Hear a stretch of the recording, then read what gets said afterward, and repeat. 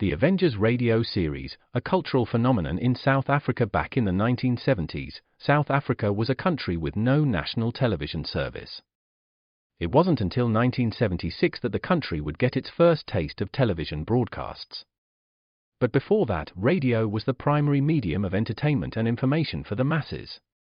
This was the context when The Avengers, a British spy-fi series, made its debut on South African radio and became a cultural phenomenon. The Avengers was a British television series that originally aired from 1961 to 1969. The show revolved around the adventures of John Steed, a suave and sophisticated secret agent, and his various female associates. The series was a unique blend of traditional spy thriller elements with science fiction and fantasy, which set it apart from other shows of its time. While the series was hugely popular in the UK and had also made a significant impact in the American markets, being one of the rare British series given a network transmission slot, it was virtually unknown in South Africa. This was primarily due to the lack of a national television service in the country until 1976. However, as a film series, The Avengers was able to gain some exposure in South Africa through film rentals. But it was the launch of the radio series that truly brought The Avengers to the masses in South Africa. Come and listen at www.myclassicradio.net. The Black Museum. Horror and mystery based on Scotland Yard's collection. Orson Welles was both host and narrator for stories of horror and mystery based on Scotland Yard's collection of murder weapons and various ordinary objects once associated with historical true crime cases.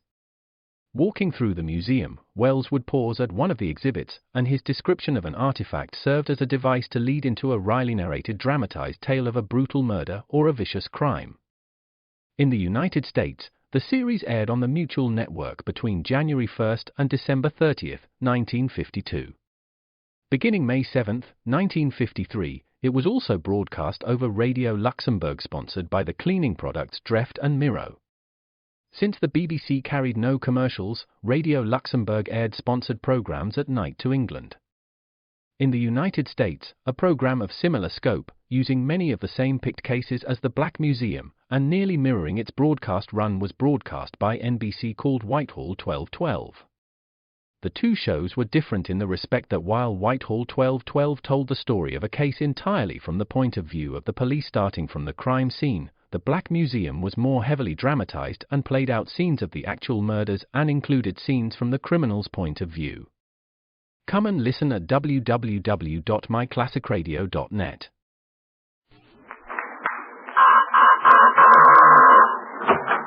Well, hello!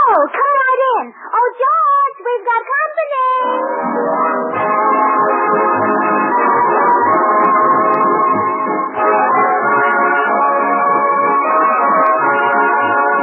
This is Bill Goodwin speaking for Lever Brothers, makers of Swan, the new white floating soap that's pure as fine castile. Well, it's Tuesday night again, time for another pleasant visit with George Burns and Gracie Allen, our guests Brian Donlevy, Jimmy Cash, Felix Mills and his orchestra, and the Swan-Tette. How's it up life? Well, thank your lucky stars. Yes, thank your lucky stars. It's doing fine. Keep your life as sweet as candy bars, and thank your lucky stars like I thank mine.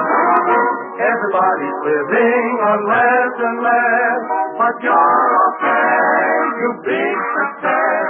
You've got your life, and that's the only thing. They won't be rationing, they don't go high. Oh, thank your lucky, thank your lucky, thank your lucky stars. Love life's okay, okay, okay. So thank your lucky stars that you're in love. And now meet the people who live in the Burns house, George and Gracie.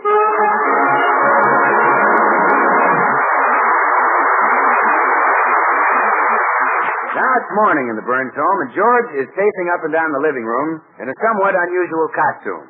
Tan shoes, tan socks, tan trousers, and no shirt. Gracie, this is ridiculous. Couldn't we find somebody else to do our laundry? Oh, I'd rather not, dear. We've always traded with her in the Tiffy Laundry Company. How long have they had my shirt? 6 weeks. It's a fair-sized jiffy. Oh, I'm kind of glad your shirts haven't come back. You look so manly without one. You really think so? Yeah, your mama's great, big, bare-chested caveman. Oh, sure. Oh, I love a man's figure when it starts out real broad and then tapers right off. That's how it is with your shoulders and hips. It is? Yes. You see, you're a yard wide here, and then you get narrower and narrower until we get right up to those darling little shoulders.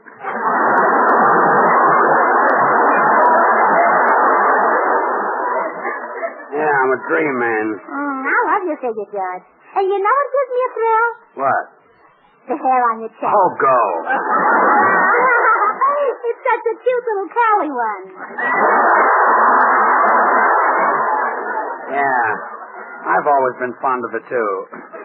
Honey, how about you washing the shirt for me right now? Well, I'd love to, Judge, but my career starts in a half hour.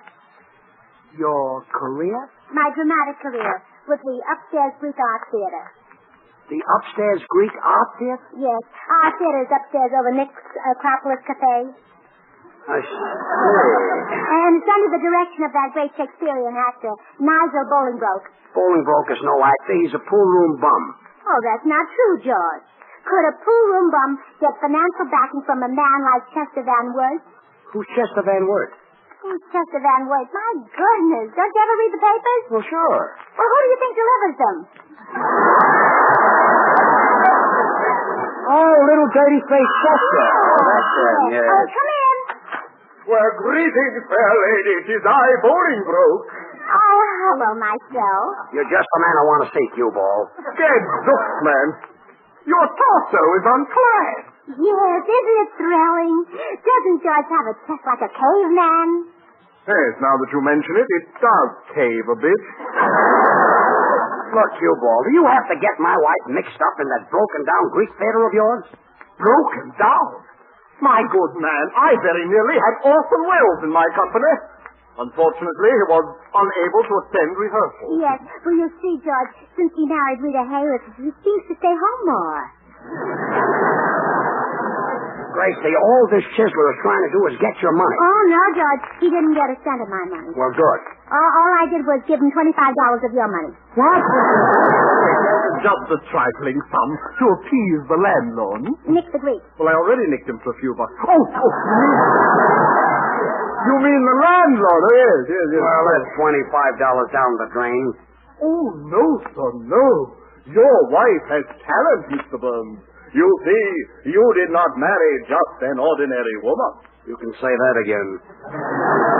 Oh, thank you, George. You're welcome. What play are we going to do, Mr. Bolingbroke? Well, I am dickering for the right to that magnificent dramatic vehicle, The Sin of Madelon Fudnick. But I need another $25 to close the deal. Hi, people. Oh, hello, Bill. Yeah, I found this box of laundry on the front porch. I guess you need it, George. The shirt you're wearing fits kind of loose. I happen to be bare from the waist up. Oh, I see what Bill means, dear. Please tuck it in.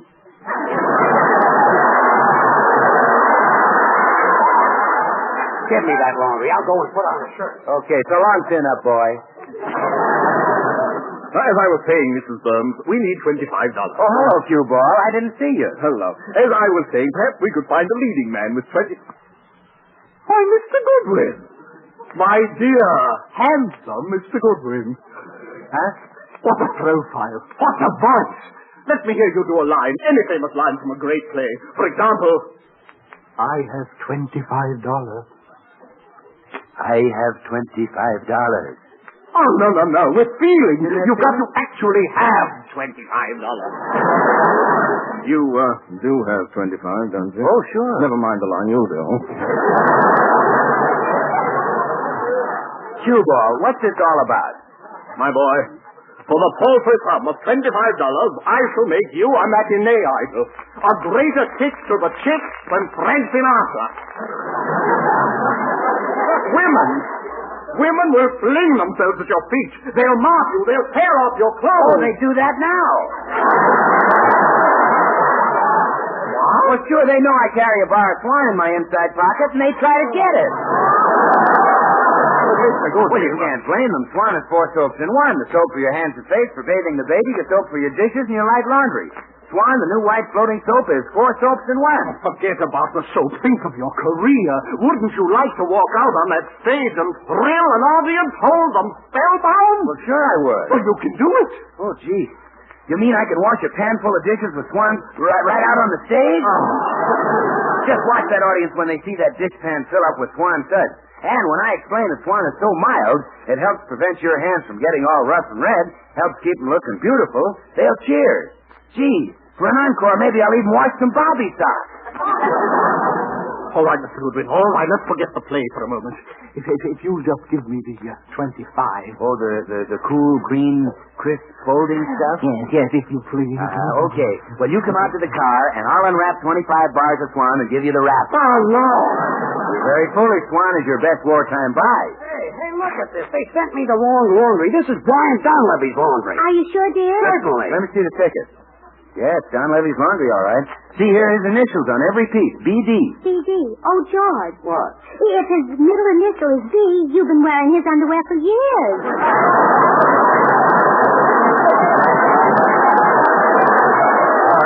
Will one of you see that Donlevy gets this? I'm going to call that laundry and get a piece of my mind. Hey, look at this shirt. What a chest that Donlevy has.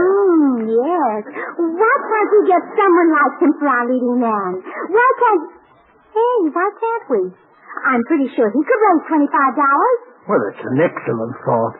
Hasten over with his laundry and try to con him into, persuade him to join us. Oh, I will. And Mr. Bolingbroke. Yes? Rewrite Mr. Donlevy's part so he can wear a sweater.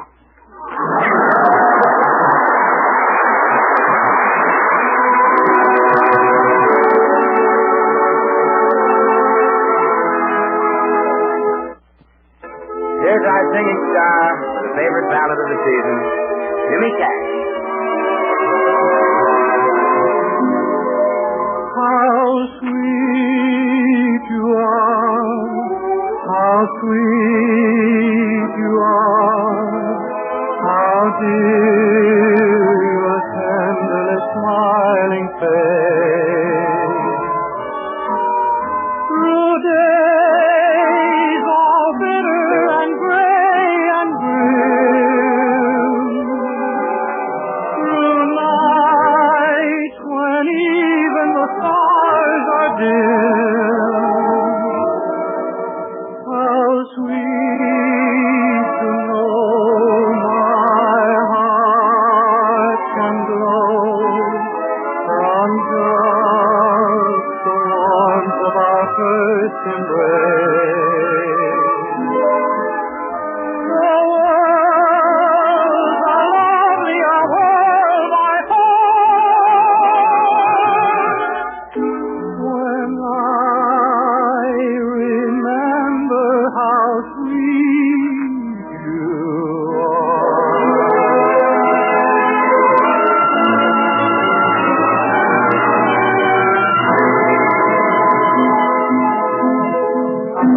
When I remember how sweet you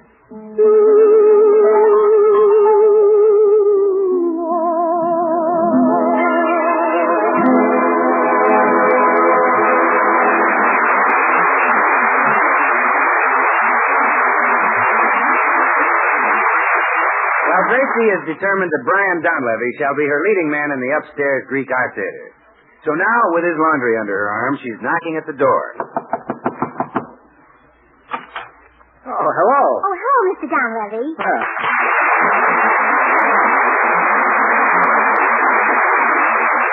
Well, won't you come in? Oh, I'd love to. Here's your laundry. Thank you for bringing it in. You're Gracie Allen, aren't you? Well, yes. Well, that's my stage name. In private life, I'm Mrs. George Burns, you understand? Oh, of course. It's like Annabella being Mrs. Tyrone Power or Barbara Stanwyck being Mrs. Robert Taylor. You have the same sort of married life. Silly boy.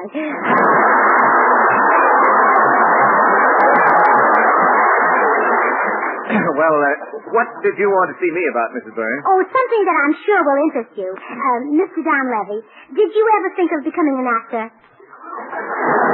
Well, yes, I've considered it. In fact, I've gone so far as to appear in a couple of pictures.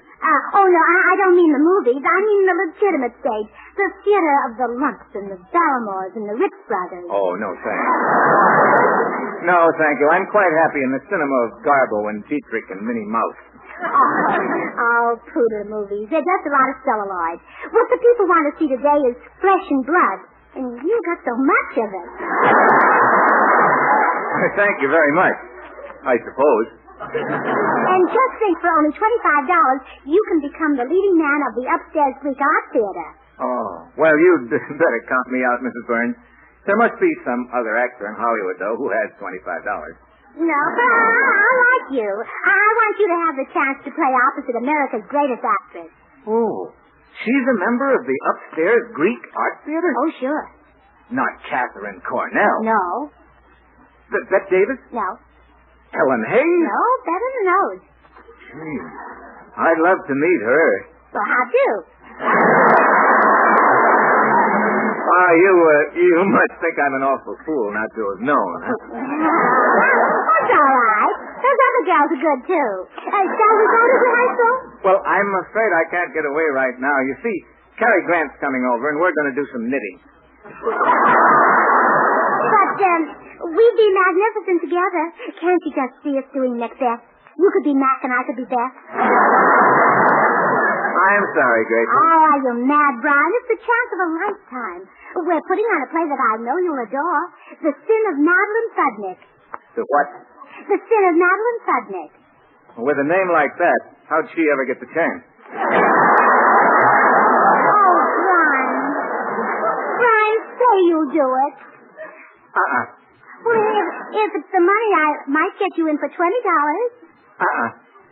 Well, 15 if you wear your own tuxedo. In one scene, you get to kiss me on the cheek. Both cheeks? Oh, it's no use, Gracie. I'm just not the man for the job. Well, I guess I may as well be going then. You sure you won't reconsider? No. Sorry, Gracie. Well, goodbye, and thanks for bringing in my laundry. Oh, you're the laundry. Yes, the laundry. Yeah, thank you very much. Oh, you're welcome. I hope you liked the way I washed your things. The way you washed them? Yes, I hope I didn't put too much starch in your socks. Wait a minute. You mean you take in washing? Yes, my husband makes me.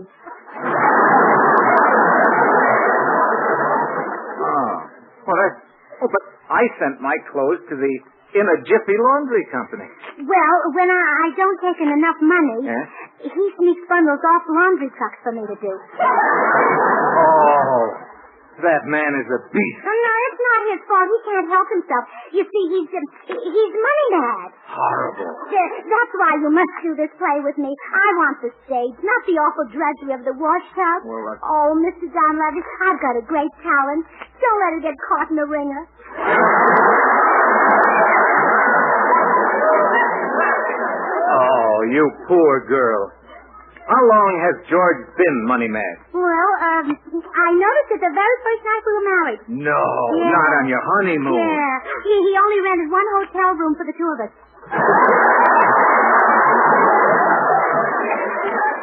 Well, maybe that wasn't just to save money. Well,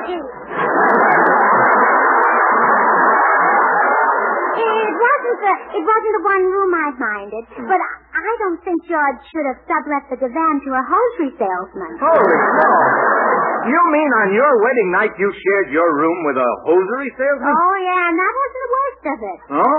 Well, what was? Well, George wouldn't let me buy anything from him. What a married life you've had. Yeah, so please, Mr. Donlevy, please say you'll be in the play with me so I won't have to take in washing anymore. Don't you worry, little girl. I promise you'll never have to wash clothes again.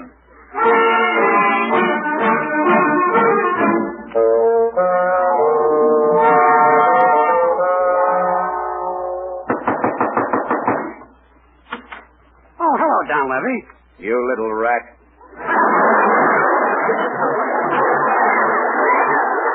Huh? What do you do with all the money? What money? You know what money. Don't shout at me. What's the matter? You afraid I'll wake up a salesman on the divan? Now, look here. Hey, where's your wash tub? On the back porch. Get out there and fill it with water. But I can't swim. You're not going to swim. You're not swimming. You're going to do my laundry. Now, see here. Start going. Come on. Yes, sir.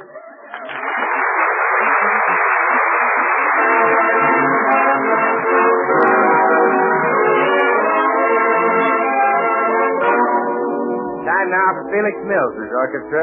The Novel Mills arrangement of Sunday, Monday, or Always.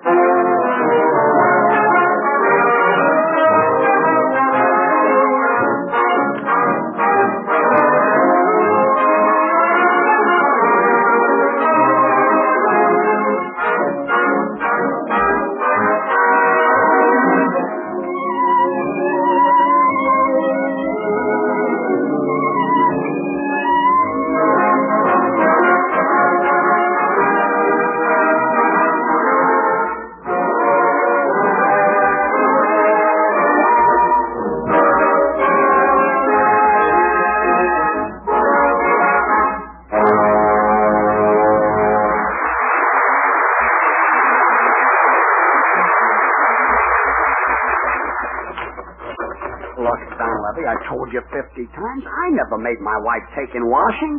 I'm trying to tell you. Keep washing, Burns. But I've been at this for hours. Can't I quit now? Yeah. You can quit when you've got that shirt snow white. But it's a green shirt. Keep washing, Burns. Oh. Hello. Well, rub the dub if it isn't Bubbles Bird. Bill. Let him alone, Bill. He's doing my laundry. Oh, well, that's a very nice arrangement you boys have, Briney. What do you do for him, cook? Look, Bill, will you explain to this big Why, one? Briney, are those dainty little things yours? Oh, I didn't mean to bring those here.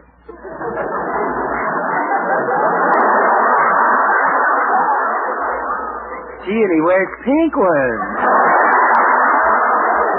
Bill, please explain to Gee, Donlevy. Briney, I'm glad you've got George using Swan soap. Swan is 4 soaps in one. Not only great for flimsy things, but just the soap for your dishes, for bathing the baby, and for your own hands and face, tub, or shower. 4 swell soaps in one. Bill, just tell Donlevy that Gracie... Keep washing, Burns. And go easy on my flimsy thing. Yes, Ah, what a picture you make bending over that tub, George. I can almost see a little kid running in from school, grabbing you by the apron strings and saying, "Bathe me with Swan." Swan is great for kids. It's pure as fine castiles, and so mild, too, just what the doctor ordered. And you know, Brian, if Swan is kind to a baby's tender skin, it's just got to be swell for us grown-ups. You can't buy a finer soap for your complexion. Bill, now just tell Donlevy that Gracie... Keep washing, Burns. I finished the laundry. I washed every dainty imaginable. And I must say, a beautiful job, George. Now break the Swan in two, take half inside, and start on the dishes. Now, Bill. Well, that's why Swan breaks in two, so you can use half in the kitchen and half in the bathroom or wherever you need it. Bill, will you just explain... Oh, all right, George. What is it? What do you want me to tell Donlevy? I just want you to tell him the truth. Does Gracie take in washing? Well, of course not. Are you trying to make Donlevy believe she does? What do you think he is, stupid? Oh, George. Well, All right, so I'm stupid. But this is your fault, George. What's the matter with you? Don't you know how to handle your own wife? well, sometimes I think I don't, and sometimes I'm positive I don't. The idea of letting her run around telling wild stories just so she can do some broken-down play. I suppose you could stop her. Easy. I could talk her out of... George, hello, Mr. Donlevy. Hello. How are things in the wet wash racket? I just made that up about taking in washing. Funny joke, wasn't it? George didn't think so. Well, shall we run over my play, Mr. Donlevy? Yeah. Let's do that. Oh, wonderful. I'll go get the script. Hey, what's the idea, Donlevy? I thought you were going to talk a lot of it. I've got a better idea. I'm going to louse this scene up so badly she'll never want to hear of me or the theater again. Here she comes. Oh, here's the script, Mr. Donlevy. The Sin of Madeline Budnick. I'm Madeline, and you're my sin. I can't wait to get my teeth into it. Where do we start? Oh, well, we'll just open it at random. Artists such as you and I can read any line, and they'll all sound the same. Right. Oh, let's see now. Oh, this is a scene where Madeline bids farewell to Boris, a Russian nobleman who wanted to marry her. Would you like to try? Sure, let's go. Oh, no, Boris. Our love can never be. You are a Russian nobleman, and I am only a simple peasant. Go back to your own land, Boris. Go back to Russia. Faith and be God, Madeline, me darling, and it's breaking me heart. However, if it's after telling me to go that it is you are, is all a Russian gentleman can do. Oh, Brian, that was wonderful. Huh? Wonderful. Didn't you hear the act? Oh, yes, and I adored it. We'll rewrite the whole scene and make Boris a Frenchman just as Mr. Donlevy did. Yes, and you can call him Axel. Sure. Shall we try another scene, Mr. Donlevy? Oh, sure, by all means. Well, here's a nice one. Tell me, beloved. Oh, wait. George, before I go any further, you'd better give me a little hug. What for? Well, I'm about to play a love scene with Brian, and I want you always to remember me as I was. Play the scene. Ready, Mr. Donlevy? Take it. Tell me, beloved, why are we drawn so irresistibly together? Because you are a woman, Madeline, and I am a man?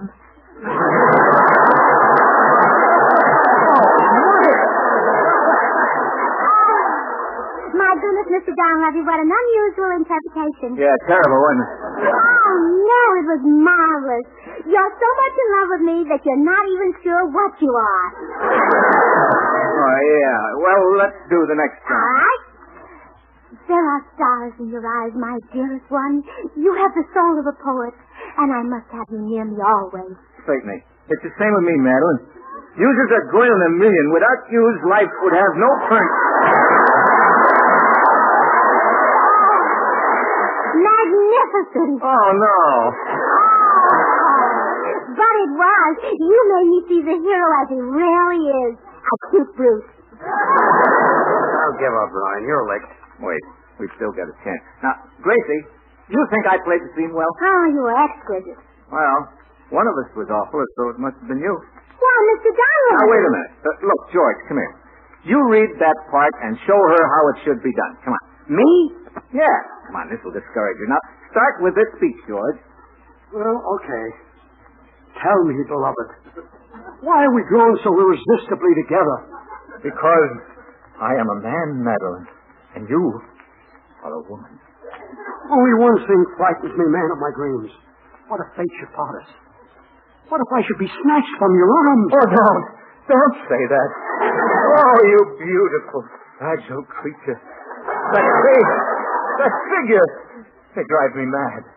Mad, do you hear me? Mad. Oh, Boris. Stop. Oh, please stop. Oh, you had enough, huh? Oh, yes, and I see what you mean. I could never play that part. Well, hallelujah. Hallelujah. Oh, I thought I was a great actress, but I was wrong. I'll step aside, Brian. George will be your leading lady. Oh, no.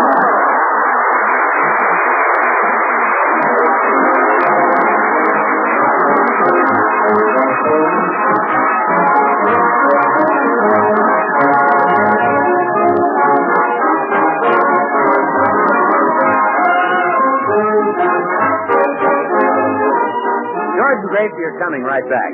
Meanwhile, I'd like to remind you that there's ammunition for the next attack right in your kitchen. Yes, in waste kitchen fat.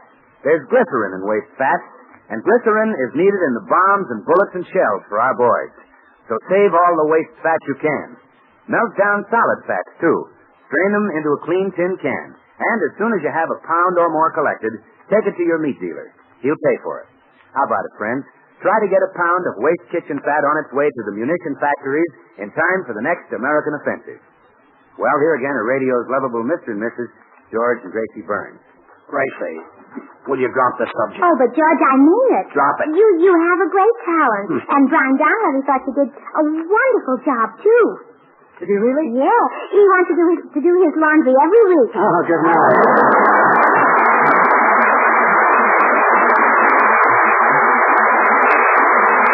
The makers of Swan, the new white floating soap, join George and Gracie in inviting you to tune into your CBS station again next week, same time.